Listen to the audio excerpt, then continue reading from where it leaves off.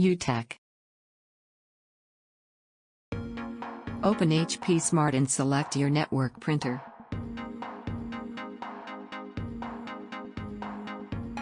Click on Advanced Settings.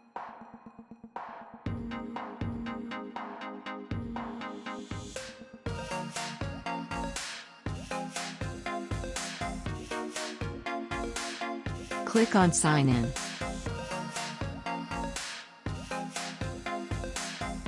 Type the printer pin, the image will show you where to find it.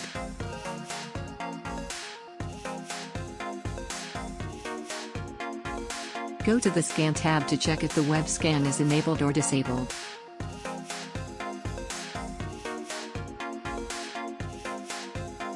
To enable it, go to Settings.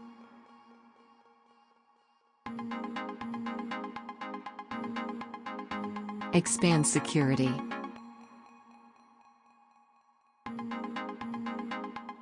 Go to Administrator Settings.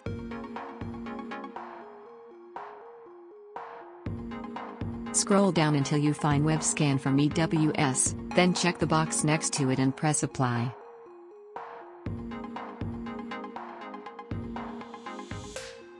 Webscan is enabled now.